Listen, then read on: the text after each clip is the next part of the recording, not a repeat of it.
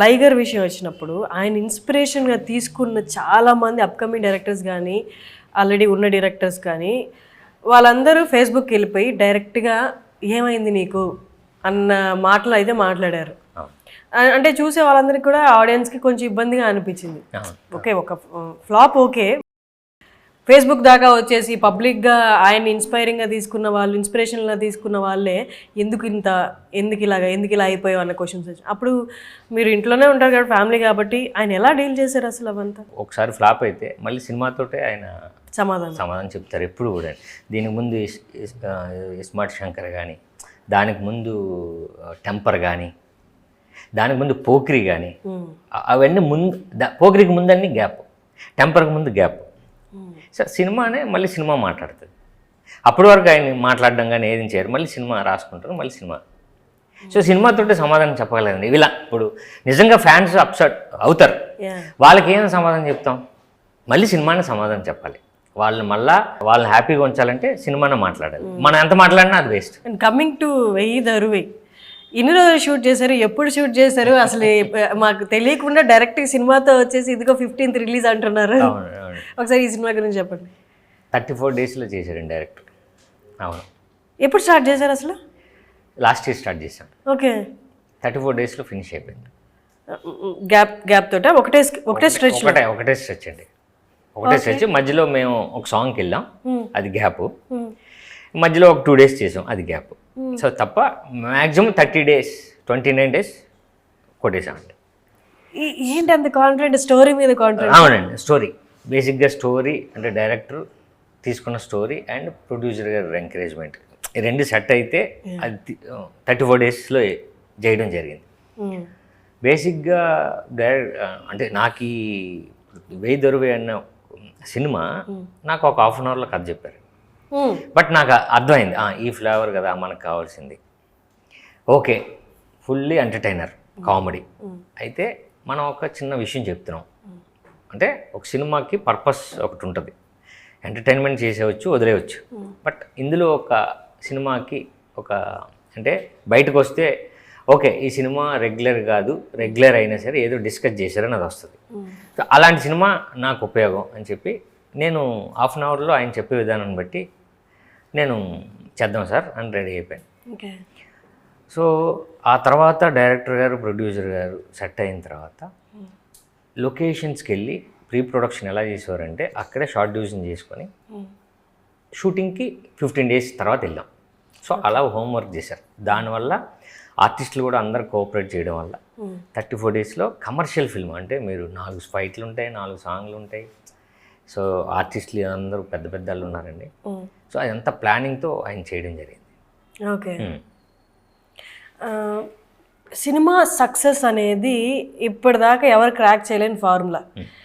మొన్న కూడా ఎవరో అంటున్నారు సినిమా సక్సెస్ అవుతుంది అని, ఏదైనా ఫార్ములా ఉంటే చెప్పండి నేను అట్లాగే తీస్తాను, సినిమా అనేది నమ్మి తీస్తాము అనేది. ఇస్ దర్ ఎనీ పాయింట్ అంటే ఈ స్టోరీలో మీరు కమర్షియల్ అన్నారు కాబట్టి కొంతవరకు మాకు అవగాహన వచ్చింది, ఒక్క పాయింట్ దట్ ఓకే ఇది చాలు జనాలకు వెళ్ళిపోద్ది అనిపించిన పాయింట్? నిజంగానే ఇందులో పాయింట్ ఉందండి. సో అది ఏం చేసామంటే ట్రైలర్ వరకు ఎంటర్టైన్మెంట్ ఉంది సినిమా అనేది ప్రొజెక్ట్ చేసాం. సో ఆ పాయింట్ని మేము డిస్కస్ చేయలేదు, కానీ పాయింట్ అందులో ఉంటుంది. ఓకే, అయితే నాకు నచ్చింది ఏంటంటే బేసిక్గా ఒక ప్రాబ్లమ్ని ఇందులో డిస్కస్ చేస్తాం అనేది నాకు నచ్చితే, నాకు నచ్చింది ఇంకోటి ఏంటంటే out and out entertainment. So ఆ పాయింట్ని చాలా పెద్ద స్కేల్లో చెప్పచ్చు, అంటే అప్పుడు శంకర్ గారు తీస్తూ ఉంటారు కదా అలా చెప్పచ్చు. బట్ అదే పాయింట్ని ఆయన స్టైల్లో దీన్ని ఎంటర్టైన్మెంట్లో చెప్దాం అన్నది నాకు బాగా నచ్చింది. సో రేపు రిలీజ్ అయిన తర్వాత కూడా ఓకే సినిమా పర్లేదురా, 1 time వాచబుల్ అని వస్తుంది. ఓకే చూడొచ్చులే, నవ్వుకోవచ్చు. కాకపోతే ఓకే ఇందులో ఓకే ఇది ఇలా జరిగింది కదా, అవును అక్కడ అలా జరిగింది కదా, నాకు తెలుసు అనేది చిన్నది మొదలవుతుంది, చిన్నది డిస్కషన్ అంటే మనకే అవును అది అక్కడ జరిగింది అని చిన్న ఆలోచింప చేస్తుంది, అవును కదా అని. సో అలాంటి సినిమా అండి ఇది. టైటిల్ అని కమర్షియల్ టైటిల్ అయినా సినిమాలో ఒక పాయింట్ డిస్కస్ చేస్తాం. ఓకే, సో అది లైటర్ వేలో ఉంటుంది. సినిమా కూడా ఓకే మనం చూడొచ్చు, సమ్మర్లో ఒక సినిమా చూద్దాంలే అని మాత్రం డిసప్పాయింట్ అయితే జరగదు. ఓకే, ఒకసారి చూడొచ్చు అని వస్తుంది. It's great.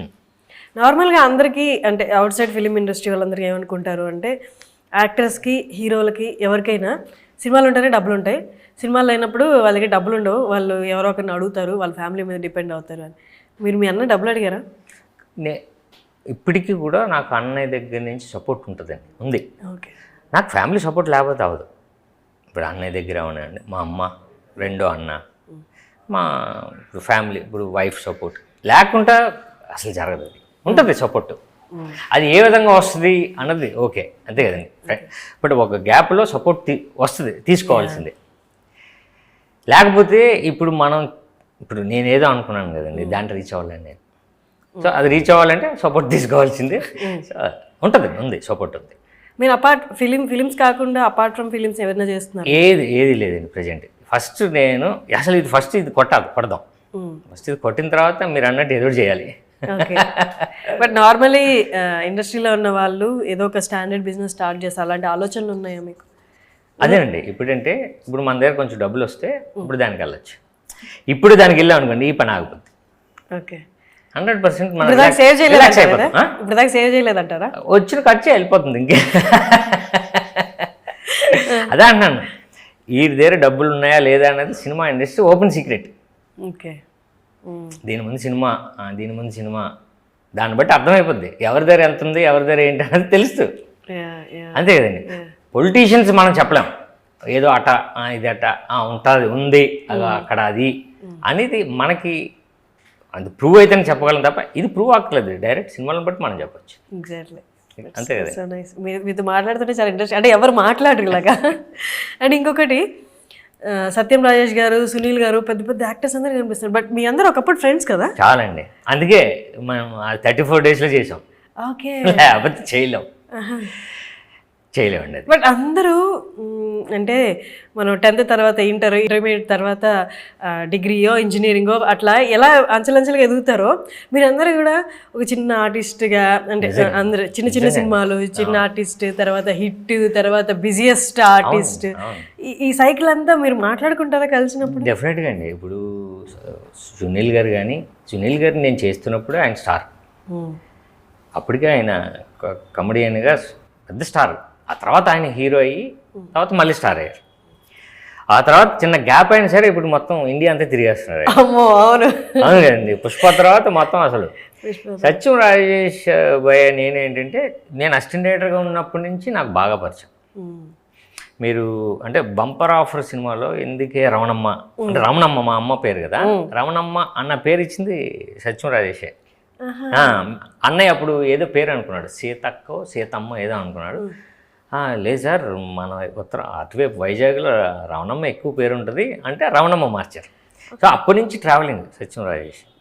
అయితే అక్కడి నుంచే పుట్టింది పాట. ఎందుకే వర్డ్ మాత్రం ఆయన ఇచ్చింది, రమణమ్మ అమ్మ పేరు రమణమ్మ మార్చు అనేది సత్యం రాజేష్ ఇచ్చారు.